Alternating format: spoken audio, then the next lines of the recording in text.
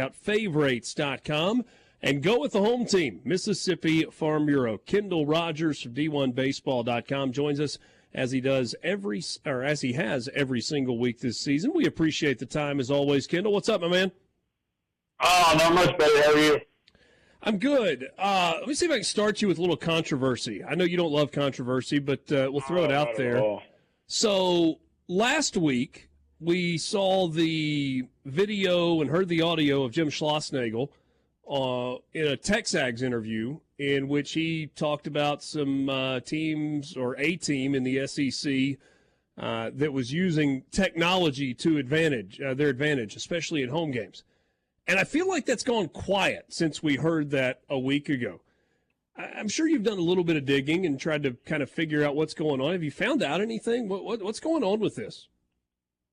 Yeah, so it seems like, and I've been given one name. I'm not going to mention it just because, I haven't vetted it yet. But so essentially, what some coaches are saying is that there's a couple of teams in the SEC that are essentially putting like the live television feed on in the dugout, and they're somehow watching it. I guess it's an unfair advantage. I'm trying to figure out exactly like how you would get an advantage from that. I guess you'd find out like pitchers' tendencies and stuff like that, like picking pitches.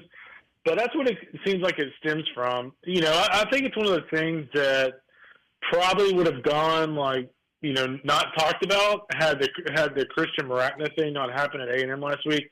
I think if that doesn't happen with the sticky tack, whatever they call it, I don't think Jim Schlossnagle ever mentions it, and we probably never know anything about it until after the season. The SEC talks about it in their coaches' meetings. But in this day and age, everything's going to be observed with the magnifying glass, and it certainly seems like the Maracna situation has certainly put kind of the magnifying glass in some of these situations. I don't know how you actually prove that you have a live video feed going into the dugout, but I'll be very curious to see if someone can prove that.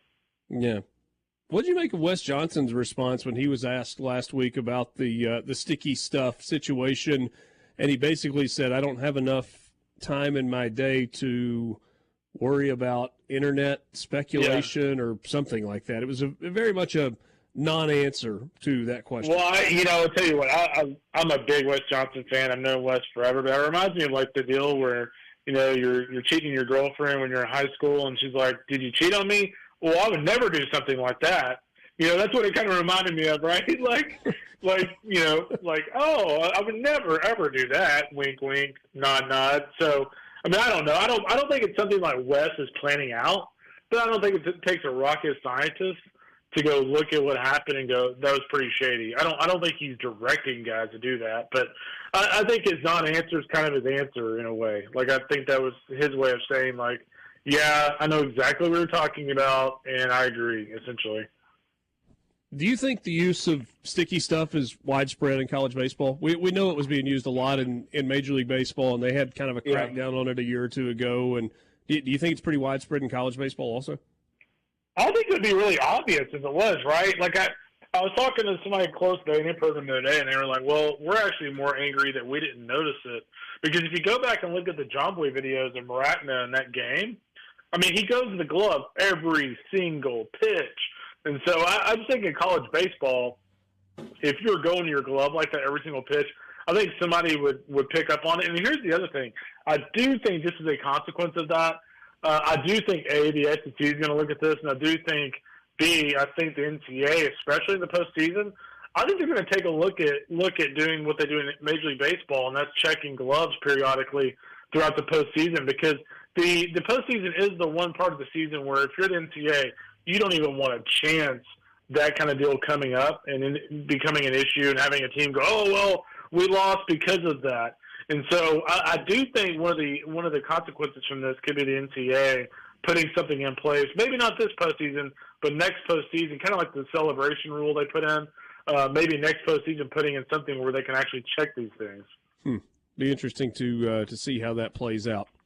So much conversation at this point of the year is who's getting into the tournament, who's hosting, who's going to be a top 8 seed. Mississippi State, with the way that they have played over the last few weeks, has very much put themselves in the hosting conversation. Mm-hmm. You told us last week you thought they were going to play their way into that. Had a chance to get the sweep against Alabama, got the series win.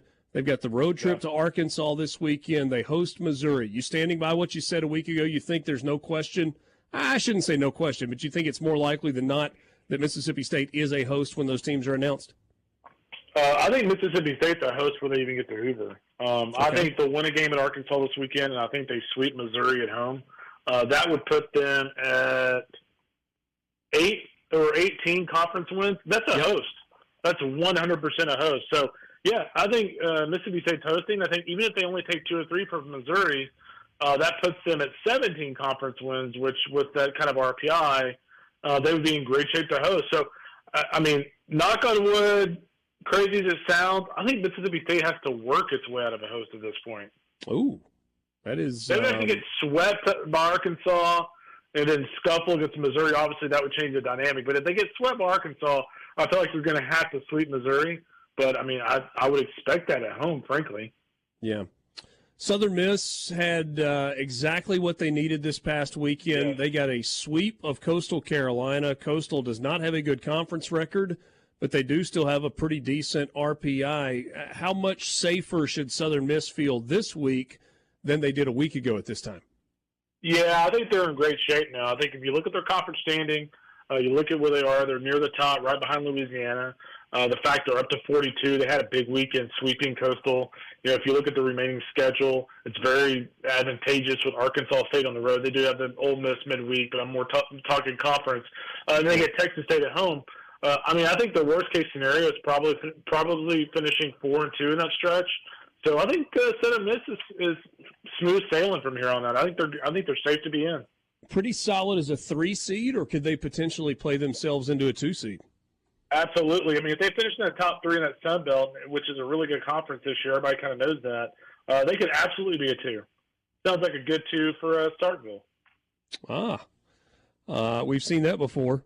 I think a time or two where Mississippi State and Southern Miss have been paired up. Why does the NCAA not spread things out a little bit? I mean, we look at that and we're like, okay, that's fine, but it's kind of boring. We've seen that. Why not send them somewhere else and send somebody to Starkville that maybe is a new team? Do they just not care about that? It's a cost-cutting measure. I mean, I say cost-saving, not necessarily cutting. But if you look at the NCAA bylaws on regionals, they tend to try to keep regionals within 400 miles of each other. Now, I'll give them credit. The last couple of years, especially with the 4 seeds, they've tried not to do that, actually send the 4 seeds where they should go in terms of the hierarchy of the national seeds. But, yeah, for the most part, they try to keep teams outside of those 1 and 4s within 400 miles of each other. And that's kind of the unfortunate, circumstances of why, you see Ole Miss and, Southern Miss playing with a trip to Omaha on the line, et cetera. Yeah. Visiting with Kendall Rogers from D1 Baseball, just a couple of minutes left. Ole Miss, I suppose there is still a chance. There certainly is still a chance, but Absolutely. It is a tough road between here and there. How costly was Sunday, that final game of the series against Auburn, slipping away?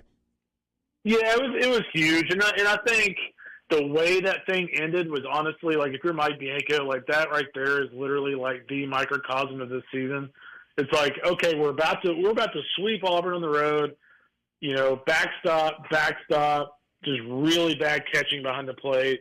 We could blame the pitcher on both of those, but I mean, at least one of those was just awful catching. Just that right there, like, just tells the tale of the season for Ole Miss. With that said, they do have 9 conference wins. They can get to 13. They would have a chance to get in. By winning a game in Hoover, but you have A&M coming up this weekend. I think if you're Ole Miss, you're going to have to play at a really high level. I thought LSU, Jay Johnson said this. He said they played their 2 best games of the year, and A&M had the winning run on base in one of the games that they lost, and A&M had the winning run at the plate in one of the games they lost. And that was in the 2 games that Jay Johnson thought they played the best they played all year. And what happens in the series finale? They get beat by 10 runs by A&M. So what I'm saying is, for Ole Miss to win this series at home this weekend, they are going to have to play above and beyond the level that LSU played at over the weekend, and I'm just very skeptical that they can do that. If they go to Hoover with 12, is there a scenario where they can win enough to get there, or have they got to get to Saturday or Sunday? Yeah, I mean, if they can win 12, and to get to 12, you're going to have to beat LSU 2 out of 3 if you lose the A&M series. Yeah. That's going to be a tall test. I think if they win the LSU series and they win a game in Hoover, I think they'll get in. Okay. We'll see how it shakes out. Kendall, really appreciate your time as always. Thanks so much. You got it, buddy. See ya. Kendall Rogers.